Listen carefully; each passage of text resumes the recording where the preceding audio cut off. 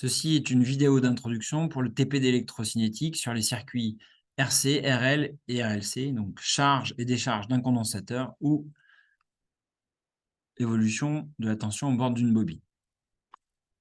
Donc, ce qu'il faut souligner d'abord, c'est l'importance de l'électronique ou de l'électrocinétique dans notre quotidien, puisqu'il y a plein d'appareils qui ont des cartes électroniques, nos appareils électroménagers, la vaisselle, machine à laver, mais bien sûr nos ordinateurs, où on voit par exemple ici plein de condensateurs, des résistances des transistors, des amplificateurs opérationnels. Voilà. Donc l'électronique est vraiment importante pour contrôler nos appareils, envoyer des signaux électriques, les alimenter. C'est également important, vous verrez, pour filtrer les signaux. Donc notamment ici, vous avez un circuit RC qui va pouvoir filtrer le signal électrique, par exemple, qui comporte plusieurs fréquences, et on ne va garder que les fréquences basses, par exemple, puisque les fréquences hautes, c'est ce qu'on voit ici, vont être atténuées.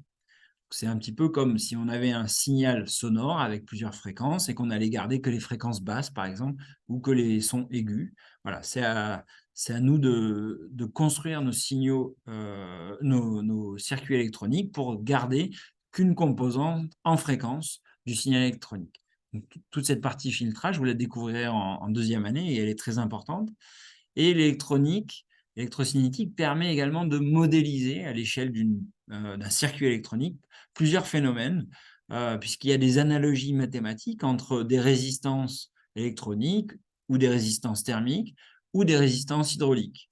Et donc, pour vous donner quelques exemples, on peut modéliser le chauffage dans une pièce, par exemple, avec ici un générateur électronique qui correspondrait au radiateur, hein, qui va chauffer, la pièce qui va être modélisée par un condensateur sous cette forme-là, et le mur, d'un point de vue des transferts thermiques, va pouvoir être modélisé par des résistances, des condensateurs et d'autres résistances. Et il y a une analogie formelle entre les équations du transfert thermique et les équations électroniques. On peut aussi avoir une analogie entre un ressort dans un fluide, par exemple, avec un circuit RLC que vous avez ici et un générateur. Et donc l'électronique va permettre d'observer les signaux à différents points d'un circuit, par exemple, ce qui n'est pas toujours facile dans des systèmes mécaniques ou thermiques. Là, on pourra, par exemple, sur ce cas-là, mesurer la tension aux bornes du condensateur C2, alors que ça sera difficile de mesurer la température au sein du mur pour, euh, pour connaître son évolution. Pour donner quelques analogies, si vous avez un circuit électronique avec une batterie, par exemple, et juste une résistance, on peut imaginer que la batterie va être l'équivalent d'une pompe fluide qui va envoyer une certaine pression, d'accord. Et la résistance va être une résistance hydraulique, donc un conduit plus fin. Et il y a vraiment une analogie formelle, mathématique, entre une résistance électrique et une résistance hydraulique. Et plus le conduit est fin, plus la résistance hydraulique sera élevée. D'accord. Donc c'est un peu l'équivalent en électronique. Donc si vous avez une résistance élevée, il vous faut vous imaginer que vous avez un conduit très fin. Et c'est lui qui va piloter finalement le débit d'eau, d'accord. Et le débit d'eau, c'est l'équivalent de l'intensité électrique. De la même manière, si on a deux résistances électriques en parallèle, donc une plus faible et une plus élevée, donc on aura davantage de courant électrique dans la résistance plus faible. Pourquoi? On peut le comprendre comme deux résistances hydrauliques en parallèle, une avec un conduit plus fin ici, en 2 qu'en 1, et dans ce cas-là, le débit d'eau sera plus élevé, on le comprend bien, dans le conduit numéro 1 qui est plus large. Et donc le courant, ou le débit, sera plus élevé dans le conduit numéro 1 que dans le conduit numéro 2.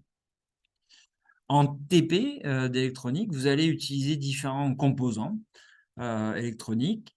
Donc, vous aurez par exemple des bobines. Alors, ça, c'est une grosse bobine, mais vous utiliserez plutôt des composants électroniques sous cette forme-là. Donc, ça, c'est une bobine électronique.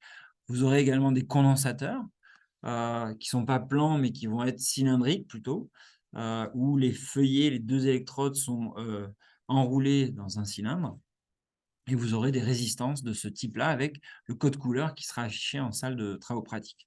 Vous aurez également des résistances variables où vous pouvez, choisir la valeur de la résistance en fonction des boutons que vous tournez. Pour créer vos circuits, vous allez utiliser une, plaque électronique. Ici, vous avez des points de raccordement, donc tous les points au niveau de E sont reliés entre eux, donc c'est le même potentiel électrique. Et donc pour connecter, votre, bobine, par exemple, vous allez relier le point E au point H et vous pourrez utiliser les différents points E pour observer le signal électrique, par exemple. Pour générer une tension, vous allez utiliser le générateur de fonction qui est ici et pour observer vos signaux, vous allez utiliser un oscilloscope.